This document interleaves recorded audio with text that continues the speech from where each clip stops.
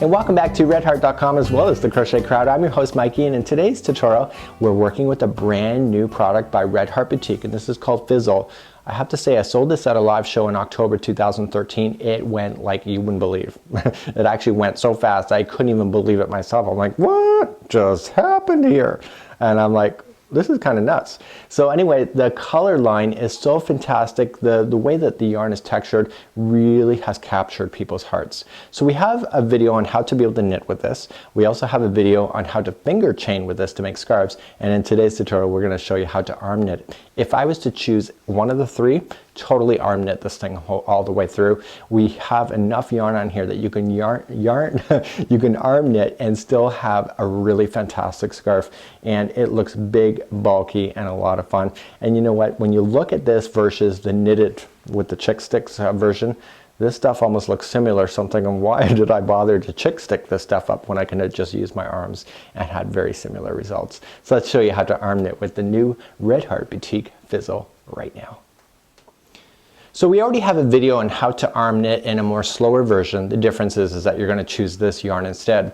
So you can see the difference of finger chaining, the way that I did it here. See how much more thinner the product is versus doing the arm knitting. So that's what I'm saying to you, is that yes, you have a much longer scarf by doing the finger chaining, but actually by doing the arm knitting is that you'll have a lot thicker results. And so that's just one of those things you'll have to decide for yourself. So on the screen right now, I'm going to put on there a link to how to arm knit in a much more slower version, and all you just have to do is just change your yarn. And I will tell you, the secret is the number 2. So we're going to be just shaking out our yarn here and grabbing it up, and we are going to begin today. So I'm going to show you how to be able to do this in a much more slower fashion, and then you can get off to the races, and there's only 2 stitches going across for this whole scarf.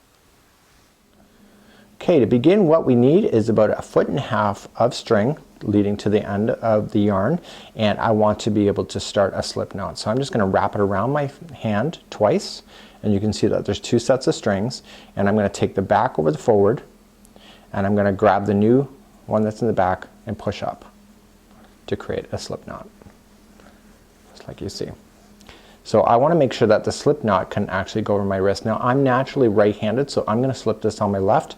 If you were left-handed, you might want to slip it onto your right.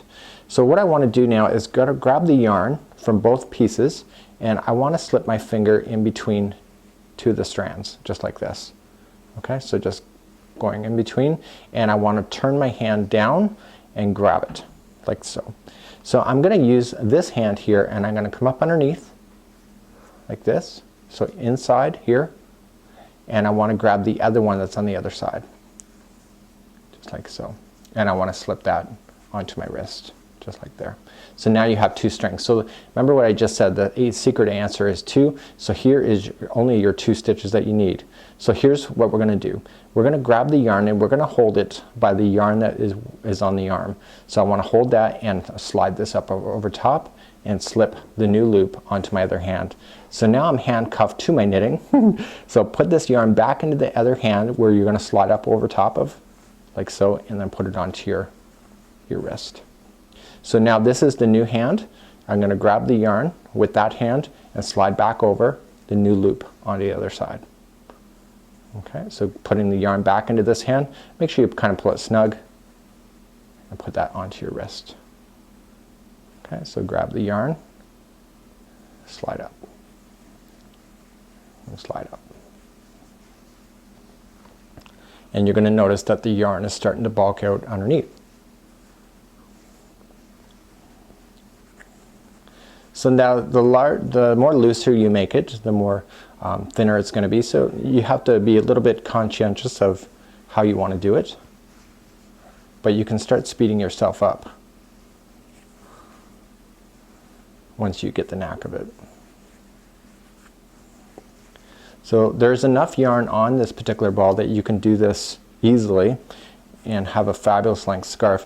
I was kind of wondering when I first started this scarf, that I was wondering if it was enough yarn, so I had to do a trial, make sure it was enough, because I didn't want it too short. I'm one of those kind of people where sometimes I speed up my project too fast, and then I make a scarf that's a little bit too short, and then you go to wear it out and people are like, oh my god, your scarf is short.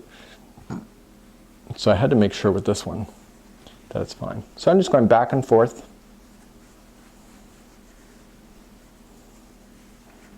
Oops. Just like so.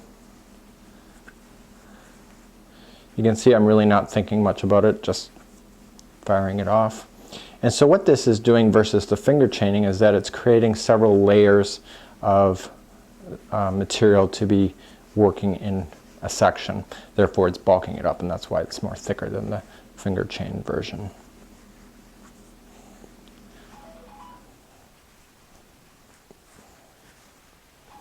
So the yarn is coming up to the end.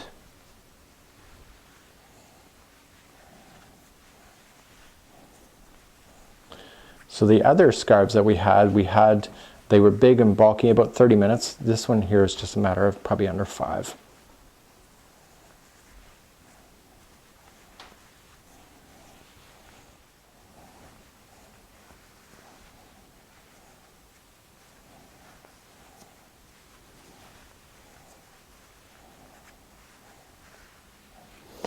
So when you get closer to the end, you're going to have to think about casting off at that point. So you've got to make sure you leave enough yarn on there to do so.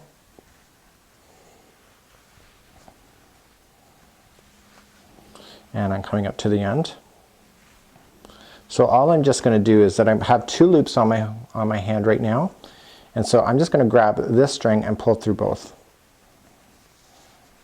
And I'm going to tighten down on top of it, just like this. And I'm going to tie another knot. I probably could have got another loop out of there. So what I want to do then is come back to the very beginning of it, just like so, and tie the 2 ends together.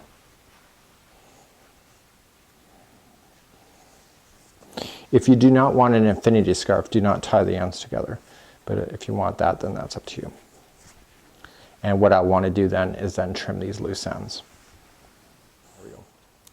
So a few ways to dress up your mannequin or your model or yourself if you wish. This is the infinity version, so I have tied the 2 ends. I've taken care of the loose ends. You can just wrap it around your neck very loosely, you know, no big deal. You know, very easy cascading. Or what you can just do, this would be a diva Dan thing, take the scarf and just wrap it around your neck. And if Daniel was dressing me, he'd probably choke me. But just put the one area through the other loop, just like this. And so it would look even amazing like that as well. Or if you have another version, and this version here is not an infinity but an actual scarf just like so, you can just kind of play around with the ideas like so. If you like to have some loose ends hanging out, you know, no big deal. And you can also do the same concept where you can just fold it in half, coming around her neck, and put the 2 loose ends through the loop. And I always try to make sure one's a little shorter than the other, and you can also wear it like that. So these are your easy to do arm scarves, and you can make them relatively quickly, and they are a lot of fun. Until next time, I'm Mikey on behalf of redheart.com as well as the Crochet Crowd. We'll see you.